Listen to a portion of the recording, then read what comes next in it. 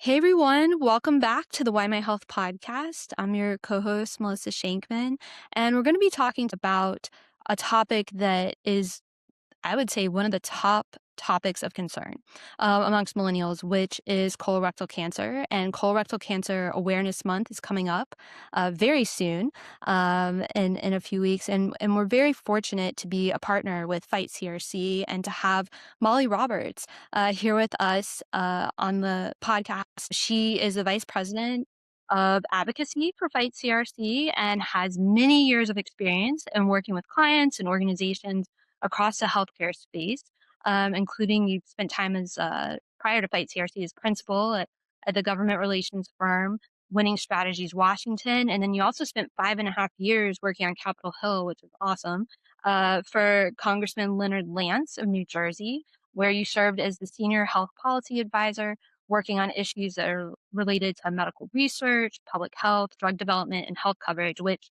all are involved in some way in colorectal cancer. And I'm sure you bring that experience very much into your daily work. But welcome to the YMyHealth podcast. Yeah, thanks for having me. You're so welcome. We're really excited that you could take the time to come on and talk with us. To start, Molly, tell us, about what led to you, you know, wanting to pursue a career in healthcare advocacy and in policy, and then how did you become involved? How did you become involved in colorectal cancer, specifically? Yeah, no, I appreciate it. And so you kind of went through my resume. I spent the first part of my career on Capitol Hill working for a member of Congress from New Jersey. And I had the opportunity to handle his healthcare portfolio. So through that work, I um, you know, had the opportunity to meet with patients from all different types of disease communities. And my boss at the time was actually really involved with the rare disease community. And so I developed a really great relationship with a number of groups in that space and really just fell in love with working with patients and the patient community.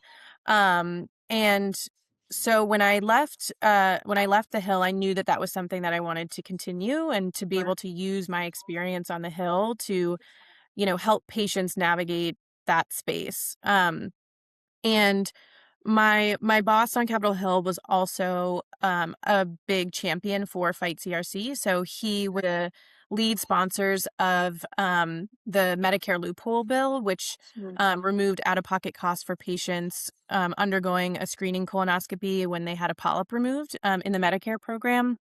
So I had exposure to Fight CRC during my time on the Hill. And when I left, they actually became one of my first clients at the consulting firm. Oh, And just, really fell in love with the organization and the community. And a few years later, they asked me to come on board full time, and the rest is history. wow, phenomenal! And it's amazing how so much in the healthcare space, the connections, like how different people in different organizations are interconnected and you don't realize it Yeah. as you're going along in your journey. And you've been with Fight CRC for how many years now? It's been a while. Yeah, so full time it's been about 7 years, and Wow. then I was a consultant for them for about 2 years before that. So yeah, we're rapidly approaching almost a decade with the Oh my gosh. organization. So That's awesome. And what is your role entailed? I originally started with Fight CRC as the director of their advocacy program, and at the time it was just me and one other person. So Wow. over the years, we've been able to grow the team. We now have a team of 5, which is really exciting. So, Yeah. um, in my role, I oversee all of our state and federal policy and advocacy efforts. So, we have I've got 2 colleagues who are really leading out our policy efforts. So Ben, who you met with last year, Yes. leads our federal policy. My colleague Sherry does our state work. And then I have 2 more on our team, Olivia and Cade, and they really focus on our grassroots advocacy. So, working our systems and platforms to help to get advocates engaged, help to educate and empower them and connect them with resources and connect them with those opportunities to share their story and impact policy change. Very nice and very exciting that you have grown so much because there's such a need, as we're going to talk about. And also, what would you like fellow millennials to know about cancer advocacy work? And also, what would you like fellow millennials to know about cancer advocacy work? Yeah, I would say I would want people to know just the importance of being engaged and being involved, especially if this is, something that's important to you. I think that, our current political landscape is challenging, to say Yes. the least. And I certainly would understand anyone feeling like, I don't want anything to do with it, or it's not worth it. Nothing I can do can make a difference. And I would just really sort of discourage that type of thinking, because what we see on the news is one piece of the puzzle, and it's not to say that there isn't challenges and craziness, but Absolutely. ultimately at the end of the day, the people that represent us are human beings. The people that work for them are human beings, and we have an opportunity to make those connections. And ultimately, if we don't stand up and say what we care about and advocate for the things that are important to us, no one else is going to do it for us. And Yeah. so, every phone call, every email, every meeting, really does make a difference. And when we can, stack those on top of each other and amplify and multiply those efforts, Yeah. we can really see results even in a challenging environment. No, that's really, really empowering to hear because it is a challenging environment. And I think for some people also, and I know this is the case for you as well, in fighting the fight that has to be fought and having you know that ability to go out there even on the hardest days and do that sometimes also not only comes from this place, I think for a lot of millennials of you have a passion for this, but there's also something very personal behind it. And for you, what is that personal aspect in addition to the professional that you've talked about? Yeah, and I appreciate that question. So when I worked on the Hill, I had the opportunity to meet and build relationships with a lot of different types of patients, and so that's really kind of what drove me, to start working with Fight CRC as a consultant. And at that time, Fight CRC hired an advocacy person named Julianne. Julianne was a stage 4 colorectal cancer survivor. And, she and I were the same age at the time in our late 20s. And I'll never forget the first time I met her. We met at a coffee shop, just off of Capitol Hill, and we just really hit it off. I was so impressed by her, and actually I left and I called my mom and I was like, Fight CRC is gonna fire me. Like, they don't need me as a consultant. Like, this girl is awesome, that they just hired and, spoiler alert, they didn't fire me. But we were able to work really closely together, and she taught me so much about advocacy. She taught me so much about um colorectal cancer and being a patient. And um, we our lives were so similar in so many Yeah. ways, but then had, obviously this really major difference. And um, Unfortunately, she passed away just before I took the job at Fight CRC full time. Oh, wow. I'm so And sorry.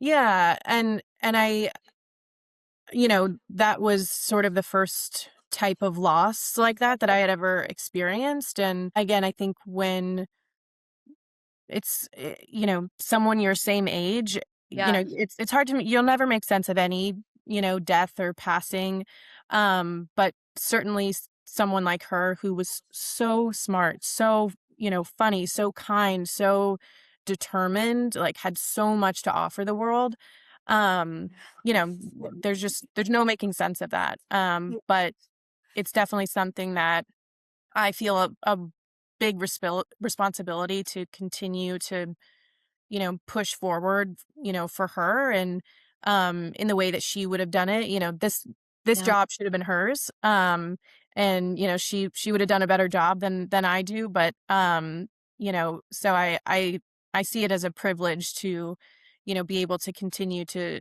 do this work for her and all the other people who can't. Well, that's really beautiful, and I really appreciate you sharing her with us and her story and you know sharing that in addition to obviously your interest professionally and your experience professionally, that personal experience that drives you in your work. And I know that so many people will be coming in March, both people doing things from around the country, but also to DC for a call in Congress, who have been driven by personal experience, personal loss, others who are currently survivors but have been through them in their process. And so um, it really it really helps to fight the best fight that we can, I believe, both in advocacy and obviously in policy work, Yeah. improving things as well.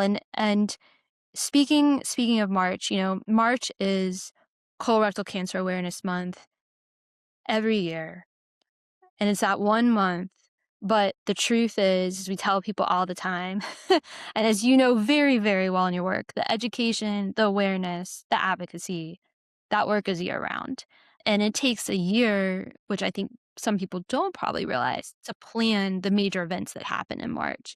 Um, but the climate this March, it's different. I feel like, in the last couple months leading up to what will be March 2026 Awareness Month, it feels different to me, um, based on what we've seen in the headlines. So a couple things to mention, recently we all I think a lot of us were shocked, would be the word, when the data came out showing that colorectal cancer is now the number one cause of cancer-related death in women and men under the age of 50 in our country. This was originally predicted to not happen until 2030. It is 2026.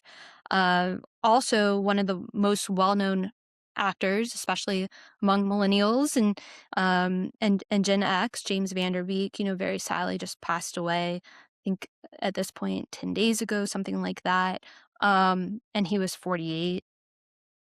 These are things that just make this a very different time. And for him, he was stage 3.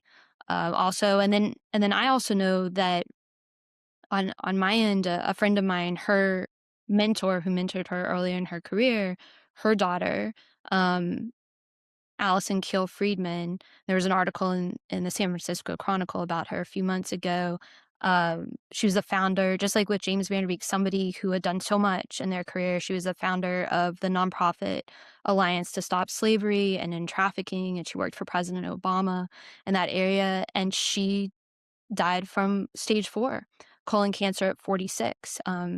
I think in November, I believe, of last year. And so knowing all of these things, and there's so many more people that just may not have made the headlines in lots of media that we've seen, but that are out there. We all know, what is the mood kind of been among those in the advocacy and policy space who you work with and partners, hearing all these things as they were in the process of planning for March? Yeah, I mean, I think it's twofold. I think on the one hand, it's been a really tough year. And it's been a tough year because of the political environment and all of the changes that we've seen.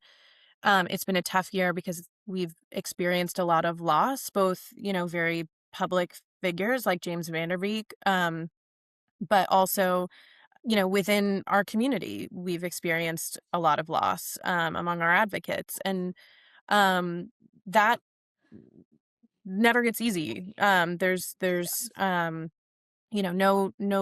kind of quick fix for that. But at the same time, with this new data coming out, it's surprising to a lot of people, but not to our community. It's what we've been seeing for many years now, and so to have that data come out and confirm what we've been seeing, and make headlines and generate press. I think that's really encouraging to a lot of us, and ultimately, I think it creates a sense of urgency. Like you said, this was a statistic that was expected to come to fruition in 2030. Now, you know, several years earlier, we're seeing it's already happening. And so it really, for me, and I think a lot of people in our community, it's energizing us. It's saying, okay, like now is the time to go to the Hill and say, we can't ignore this anymore. Like this is not just our community saying this, the data is reflecting it, and we can't ignore this any longer. We have to do something, because we're losing far too many people, and the way that the trends are going, um, we will lose more, and that's just unacceptable. Oh, absolutely. And I think that's such a great way to look at it because for so many, I think both in and outside the advocacy space, that initial the first moment that you saw that come out, it was like such a like, oh my goodness, I can't believe this moment. But at the same time, I love what you're saying because it's true. I mean, numbers, data, they are what move policy. And the biggest thing I know a lot of people always talk about is that screening age and wanting to lower that screening age and talking about this can only help Mhm. in that area to your point. So I really appreciate that. And what about far as your partners on the research side, who have been, and we've been very fortunate to have some of them on the podcast, they've been in this, they've been studying this, like you're saying, all these years, in terms of how quickly this has happened. Have they said, and compared to other things, is that pretty unusual for the numbers to be predicted one way out so many years and then happen within such a much shorter period of time? Yeah, I mean, I think the trends are definitely, concerning to our community, our researchers, our physicians. But again, I think that, sometimes the data lags behind, Mm, lived experience. And so, what our physicians are seeing in their practices, what our, patients are experiencing in their own lives. Again, I think that they've been seeing this, GIs have been seeing a growing number of patients in their practice who are young.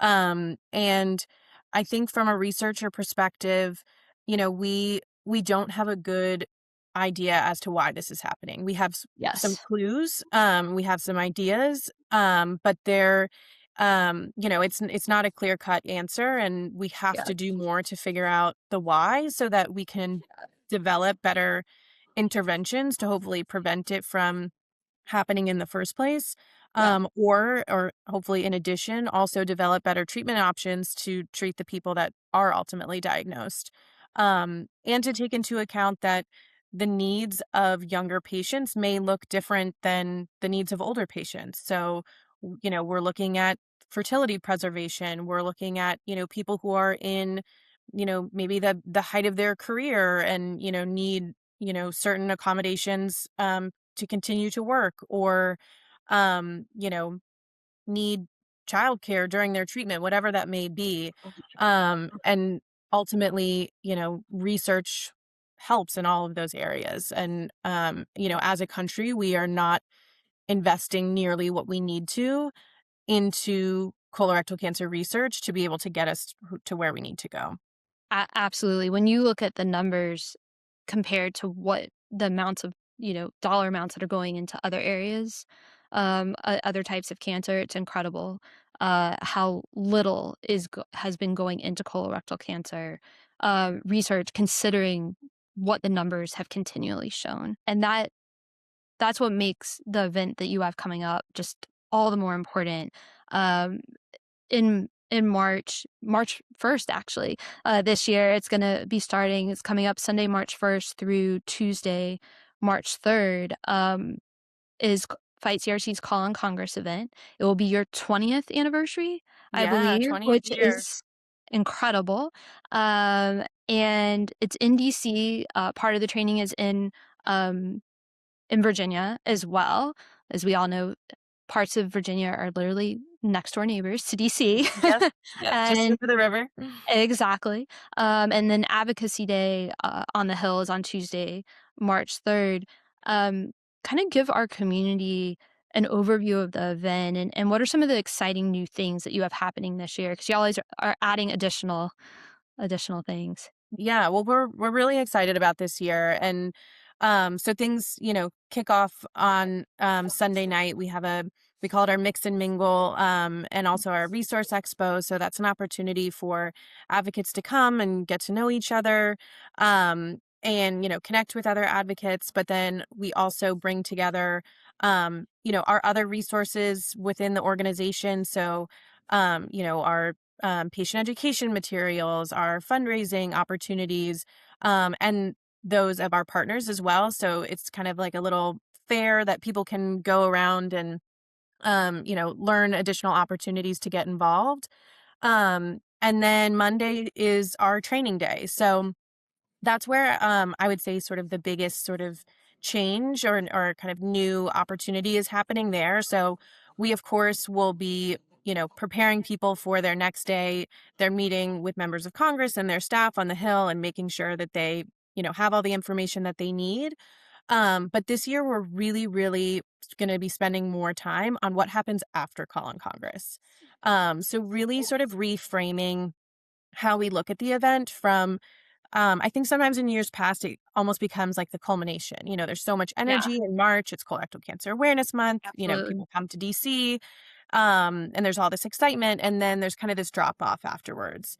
And, what we know in advocacy and what you've mentioned is that, it's not a one shot deal. You have No. to have that consistent engagement year round in order to really be effective. And so we're really spending about half the time during the day on Monday to really plan out and think through, what does this look like when you go home? What are the opportunities to continue engagement?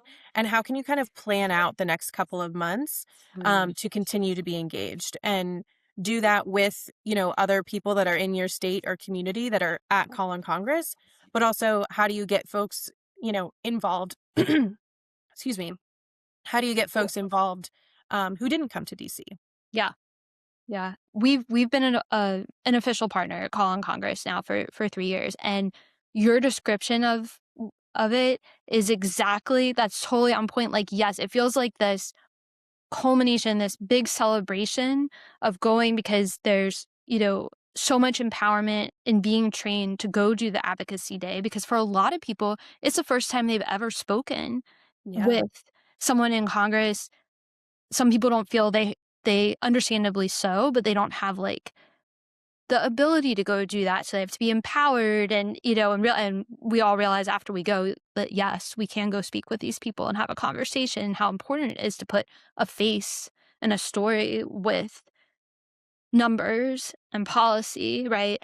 Um, but that being said, at the same time, it's the after part that you're talking about because it's year long, and I think that's wonderful to make that move, especially with everything going on. How can we keep this because the energy, it is amazing. It's electric, Yeah. really. And so I absolutely love that. And we actually, um, had, one of our YMyHealth contributors, she was the head of and you're gonna know who I'm talking about. She was the head of, for the state of Georgia, Sarah Broadus, who Mm. unfortunately passed away last year, and so her energy in training people to go, and advocate, it was just amazing, and wanting to do it, she kept on, as long as she could. It was unbelievable in the state of Georgia, all those other months and keeping in touch with people. So that's incredibly, incredibly important. And what would you like colorectal cancer survivors, current patients, caregivers to know about attending this incredible event? Yeah. I mean, I think it's I'm obviously biased, but I think it's an amazing opportunity to one connect with other people in the community from Mhm. across the country. We have so many advocates who come for the first time and they've never really had the opportunity to interact with other patients, especially young patients. Sure. And so I think it's really powerful to build that sense of community. And then to your other point, we really focus on giving people the tools and letting them fly, Yeah. And so I think especially learning about, how to tell your story and how to connect it to policy, that's something that can serve you, you know, outside of DC and outside of your member of Congress's office. But how can you kind of hone that elevator pitch and really explain to people, what's happening in your life, what's happening with colorectal cancer broadly,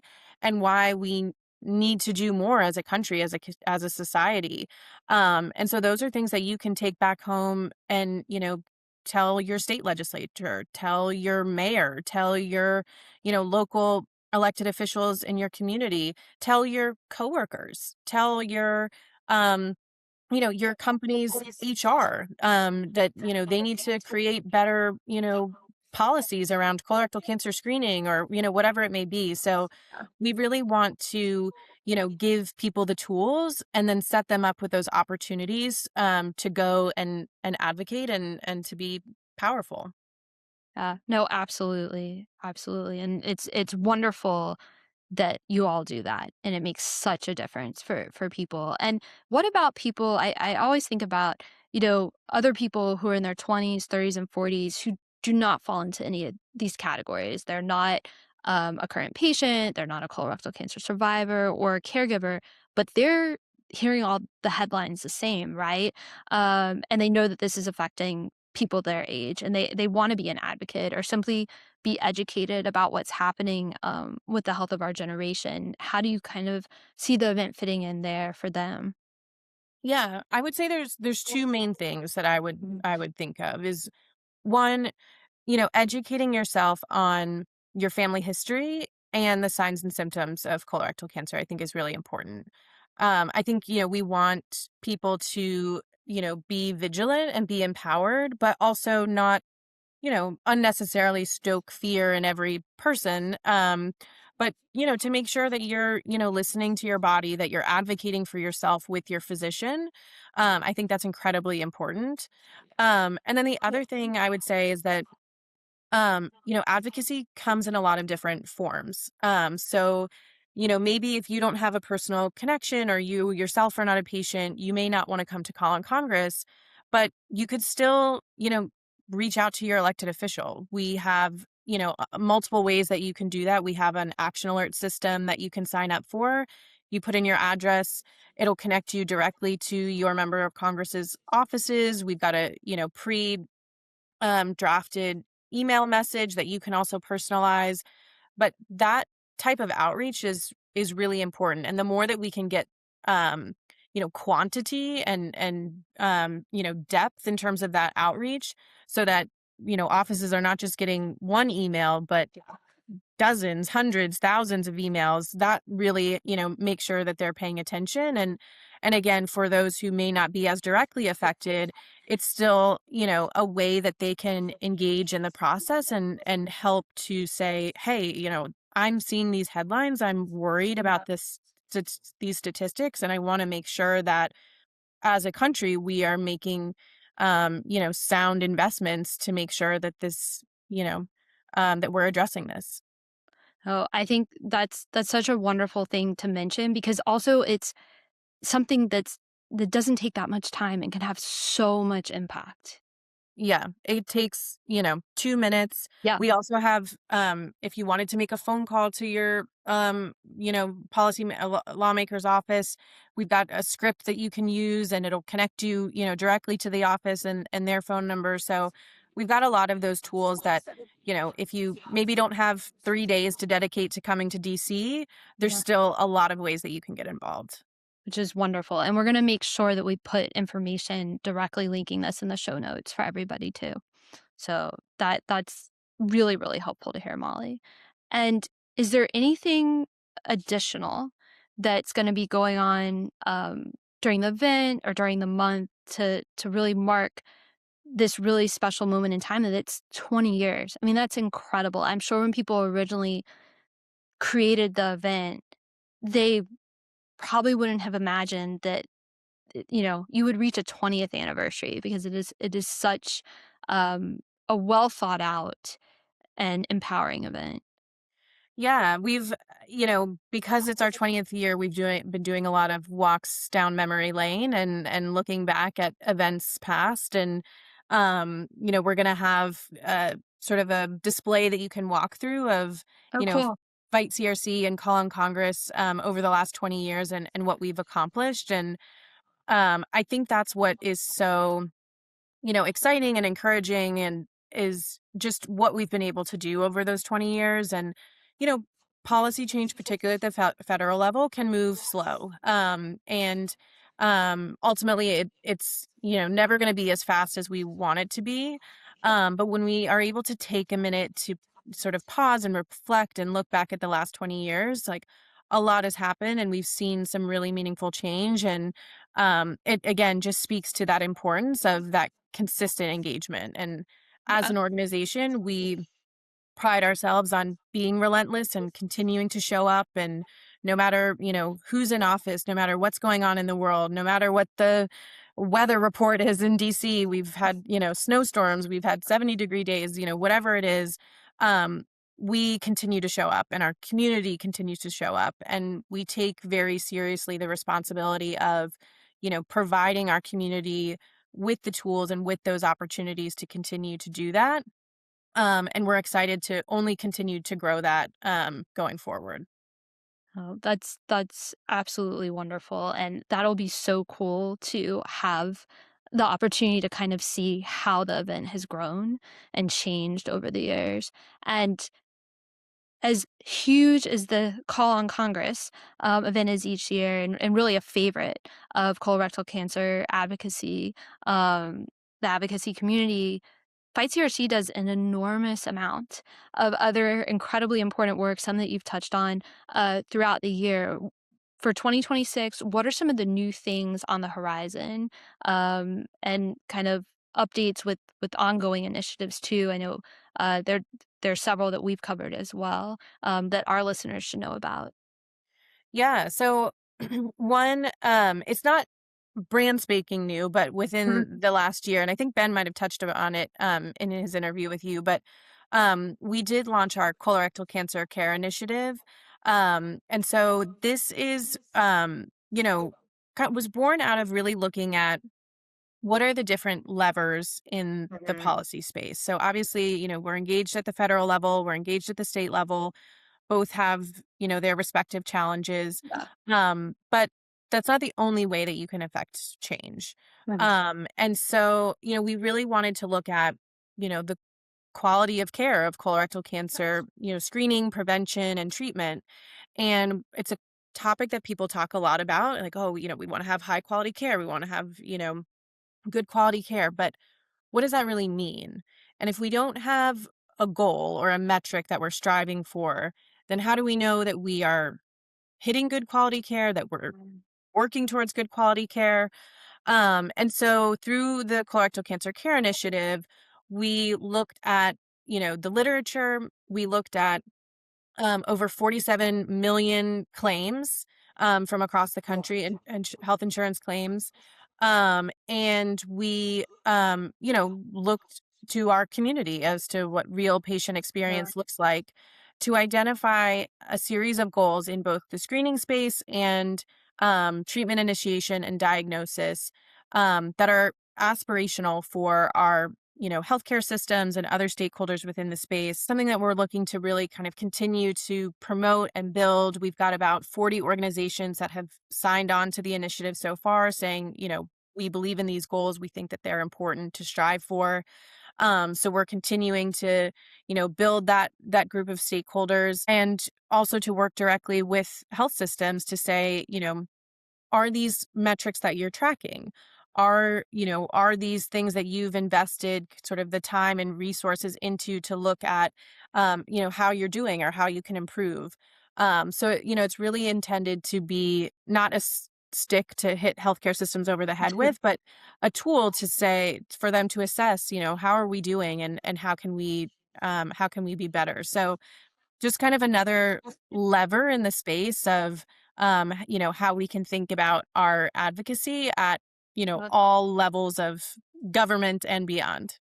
Awesome, awesome. No, I love that, and that's something that's so needed, and the amount of input you've had on that is just incredible. Like, that's the best way to know what those standards are and what to strive for. So, I think that's wonderful, and I know you also have, Chat CRC, which is new, and I think is gonna be so incredibly helpful. So if you could tell us a little bit about that. Yeah, so Chat CRC is our AI chatbot. AI is super hot these days, and everyone seems to have their, whether it's Claude or Chat GPT or Yeah. whoever they're, kind of talking to every day. But we wanted to really create a version of that for the colorectal cancer community. So ours is, we have very strict kind of guidelines of, what resources the bot is pulling from. So it's not Okay. just pulling from the broader internet at large, but these are, peer reviewed sources, national guidelines. So you're not just getting, some crazy guy on the internet's advice about colorectal cancer, but you can really, trust the advice that you're getting. So you can go in there, ask questions about screening, treatment, side effects, whatever it may be. And this year, we're also really excited. We launched the ability for you to upload the results of your biomarker testing. So Wow. for folks who've received biomarker testing, you'll know that the materials that you receive back are often really confusing, and it's a lot of terminology and language that can often be confusing to patients. So you can upload your results to Chat CRC, and it will help pull out what the results mean and lead you towards questions that may be helpful for you to discuss with your provider Yeah. about next steps based on your results. So we think it's going to be a really helpful tool in helping to empower patients in their care. So it's something that we're really excited about. Yeah, I'm very excited about it as well. No, definitely will help people and empower them with their care, and something easy to use, right? That you can, hmm yeah, on your own. And then also there's the Catalyst program in 2026 as well. Yeah. So the Catalyst program was something that we originally launched when I first started at Fight CRC. So this was our sort of foray into state level advocacy. And so we wanted to leverage the fact that we have incredible advocates in all 50 states, but also recognize that, we are a small but mighty organization. So we don't necessarily have a, brick and mortar office in all 50 states. But we have, a lot of great experience and are really good at convening. So we provided grant funding and technical assistance to coalitions at the state level that were working to advance policy to increase access to colorectal cancer screening. Um, so we've funded over 20 states to date, and have passed legislation in 8 states to help increase access to screening. And it's been a really exciting network to build. The sort of adage goes, if you know one state, you know one state. But at the Um, same time, there's a lot of lessons learned that can be shared among states so that people don't have to recreate the wheel. So we've been able to, create that network and evolve the program as changes have happened in the policy space. So we're excited to, continue to grow and evolve the program, in light of the fact that our public health system is under a lot of strain at the moment. And a lot of the brunt of that is hitting, state health departments and, public health officials that are working at the state level. And so, we really want to help, empower people with data and information that can help them better do their jobs. So we recently started or grew our partnership with Komodo Health, which is a company that has access to claims data from all across the country. So we worked with them on the colorectal wow. cancer care initiative. We're going to be working with them on kind of creating these profiles for states to help them understand from a claims data perspective, like what we're seeing in the state in terms of screening, what's working, what's not, and help them identify those opportunities for intervention and advocacy. No, that's absolutely awesome. And and finally, because there's so many, we only are highlighting a few of the many, many initiatives that you have and are continuing to progress in 20. And one of those that's continuing to build that started last summer, is your early onset colorectal cancer think tank, global think tank. We were very privileged to have Andy Dwyer and Kieran Alagan on the podcast with us. So if y'all have not listened to episode 74, it goes into detail on the global think tank, but we would love to hear, what's going on these days with that, because it's just so important with the numbers rising, even more important.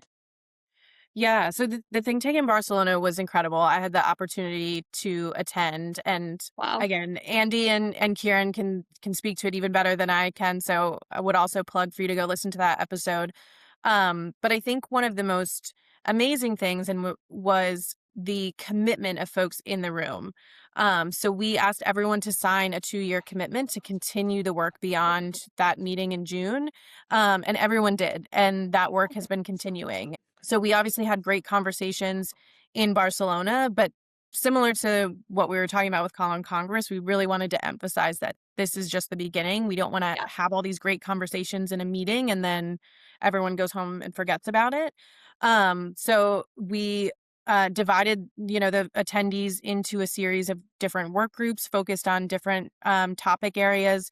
So those work groups are continuing to meet and continuing to drive the work forward. So it's been really exciting to see a number of them just met at GIASCO in January in San Francisco. So the energy and excitement is very much continuing, and we have a really, really committed group of researchers that it was just really heartening for me to see. When you bring together people from different countries and different Yeah. backgrounds and different experiences and different egos, you just never know exactly what you're going to get. And the you know just the way that people were committed to the work really blew me away. So I think it's really encouraging for our community, and certainly as I'm thinking about it from the advocacy perspective, to be able to bring that to policymakers to say, hey, there are a lot of people who are ready and willing to do this work, and we just need to get them the money to be able to do it. Oh, absolutely. And for people to recognize, which I think a lot of people are just now learning, that this is not just a US problem Uh-huh. with colorectal cancer and under the age of 50. When you're seeing that all, it's bad enough that it's a US problem, but when you're seeing that all over the world, something is happening here, and the determination to find those answers, it's so heartwarming to see, and the efforts being made. Absolutely. Absolutely, absolutely. And are there any other, like, new colorectal cancer resources that fellow millennials and others should be aware of? The one last one that I would flag would be Sure. our Community of Champions platform. So this is really almost like our own kind of internal social network. Mhm. And it's a way for one, advocates to connect with one another and, have conversations, get to know one another. But from an advocacy perspective, we have our Advocacy HQ Mm. within Community of Champions. And that has access to our Advocate Academy, which is a great way if you're a new advocate. It's a self paced advocacy training that can help you kind of get that advocacy 101, get those that initial education and resources under your belt. But then we also recently launched our regional network. So once you complete the advocacy training and even before, Mm. but you'll be prompted to go into your regional network. So these are folks who are in your state and the handful of states near you, and it's a great way to again kind of build up that energy and excitement, identify ways that we can work together. We're always sort of posting opportunities of, hey, this is what's happening in this state. And it's just, again, another way to kind of continue that advocacy outside of March and outside of DC. Oh, that's absolutely wonderful, and really appreciate you mentioning that so that people can check that out as well. And as we wrap up the episode, if you are someone out there who wants to get involved in colorectal cancer advocacy, or you know someone who does, but you cannot come to DC for Call in Congress, how you can get involved, the top things in colorectal cancer advocacy, and being a part of Fight CRC specifically. Yeah, so I would definitely encourage people to sign up to be an advocate, and I'm assuming we can include the link to that in the Absolutely. notes. But with that, you'll automatically get signed up for our action alerts. So when we have those opportunities for you to reach out, an email or call your member of Congress, you'll be alerted to that. Again, I would encourage people to join Community of Champions. It's a great way for you to kind of get to know what's happening locally and what other advocates in your state or region are doing. Um, and we also have office hours and webinars that we host on different topics. So if there's things that you're particularly interested in, you can kind of do those deeper dives. Um, Follow us on social media. We post a lot of what we're doing in the advocacy space on social media. And, next year, if you can, I would encourage folks to join us in DC at Call in Congress. Absolutely. And one other thing I definitely want to plug that I am waiting for its arrival is your new at-home flag kit.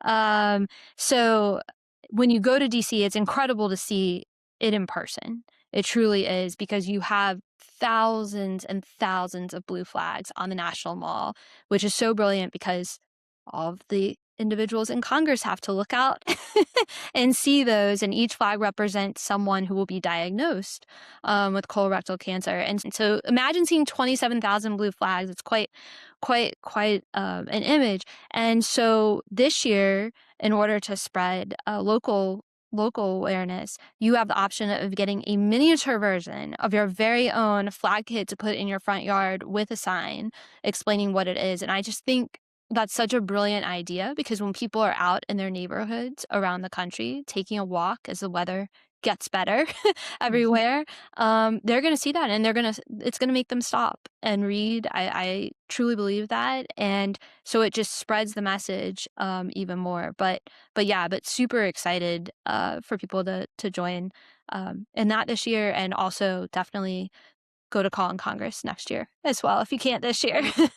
Yeah, and I appreciate you flagging that. But Great we're point. Yeah. really excited about the at-home flag kit opportunities, and it's been such an amazing event in DC. You can see the flags from the plane when you're flying in and out of DC. And we've had so many amazing stories of people, not affiliated with the event, who are walking by and come up to say, oh, I had a loved one pass from colorectal cancer, or I have colorectal cancer. Like, Oh, just wow. the connections that you make, or maybe we've had a lot of people who don't have a connection, but are just want to understand what's going on and had no idea that it's impacting more and more young people. So to be able to have that in your own community, on your own front lawn, and start those conversations, with your friends and neighbors, I think is really exciting. And we're excited to see the pictures from all across the country, and hear, how it goes in communities across the US. Yeah, no, very, very much so. Well, thank you so much, Molly, for taking the time to come on the podcast with us, for the incredible work you're doing in advocacy and policy for all of us. We greatly appreciate it. Well, thank you so much for having me, and I appreciate the conversation, and to have the opportunity to talk about what we do, and hopefully get more people involved. Definitely. If you have been listening to this episode and you enjoyed listening to it, learned something new, and there are many things to learn for sure, please like and share the episode, and also write us a review.